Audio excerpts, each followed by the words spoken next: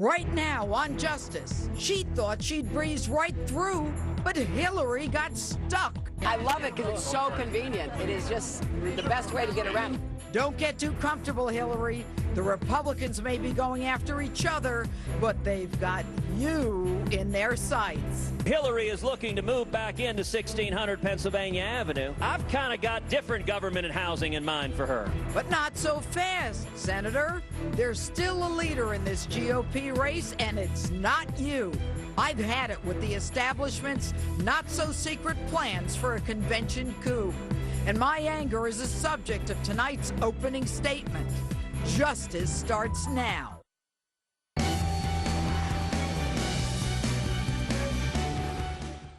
Hello and welcome to Justice. I'm Judge Jeanine Pirro. Thanks for being with us tonight.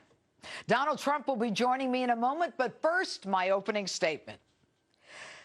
Do we really need to go through this again? The Republican establishment, desperate to stop Trump and Cruz, still working to nullify our vote. If ever there were a time to not take away our vote, it's now, at a time when more people than ever are invested and voting. You want to keep your status quo, the one where one hand washes the other and we pay for the soap. Now, I've said this before, and the establishment is not listening. The lobbyists keep their offices on K Street. The pharmaceutical companies keep paying them. The unions keep adding to their pensions. And the lawmakers get their re-election bribes. Contributions. While we, the underclass, have to work 2 and 3 jobs, rack up a debt our children and grandchildren are going to have to pay for generations. This week, party heavies Reince Priebus and Karl Rove not directly answering questions and essentially admit they intend to both disrespect us and nullify our vote. Rove saying this. Donald Trump excites a lot of enthusiasm, but he also excites a lot of anger within the Republican Party and outside of the Republican Party, and a fresh face might be the thing that could give us a chance to turn this election and win in November against Hillary. Fresh face? You want a fresh face? Aren't you the guy who kept bringing us one Bush after another? And RNC Chair Priebus refuses to say whether the presidential nominee for Republicans will be one of the top vote getters, Trump or Cruz. He says the Republican nominee is going to be someone who is running. Now, what does that tell you? That the party chair is not willing to say the nominee will be one of the 2 top vote getters, the top 2 delegate winners. Instead, he quotes Rule 40, that a candidate needs the majority of 8 states. Okay, Trump has won far more. Then, after he pretty much continues to rule out Trump and Cruz, he says our nominee is going to be someone who is running. Now, if you rule out Trump and Cruz, unless the Republicans are looking to nominate Hillary or Bernie, he's signaling that John Kasich will be their nominee. The operative word, their nominee, not our nominee. But more important is Rule 42. It calls Rules 26 to 42 the standing rules. Standing as in temporary. Temporary as in they can be changed. Now, if they can change Rule 40 and give the nomination to someone who does not have 8 states, and if they can change Rule 42, then even if Trump gets to that number 1, 2, 3, 7, they can then move the goalpost to wherever they want.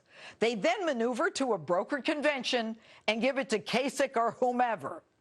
Now, these RNC rules are teed up for the convention rigging. They can nullify whatever occurs before the convention. And the 2012 rules that are now in place don't necessarily apply to this convention. The RNC and Rules Committee has the power to change the rules, and there's no way to challenge the results, no opportunity to go to court. The fix is in. You know, I've lambasted Barack Obama for his condescension and his belief that only he knows what's good for us. And I've lambasted the Democrats for their superdelegates committed to Hillary before their state even votes. You know what? The Republicans actually take the cake. They're not even hiding what they plan to do. They are about to change the rules, ignore the votes of people who waited in line for hours, and invalidate the votes of people who have never voted before, and put in a candidate they think is good for them. Whatever happened to your vote matters? Not only is that infuriating, it is un-American.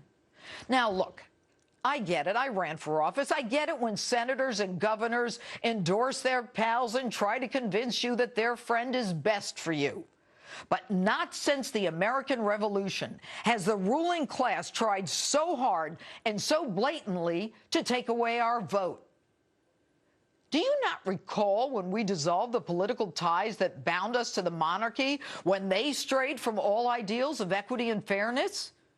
A primer to the establishment. We don't get our rights from government. Government derives its power from the consent of the governed. We institute government to secure our rights, not to allow them to be taken away. Honestly, I don't care what you think of our choice or whether you like our favorites or not. Like everyone else, I will not be a puppet on a string, so stop trying to pull our strings. And that's my open. Tell me what you think on my Facebook page or Twitter, #Judge Jeanine.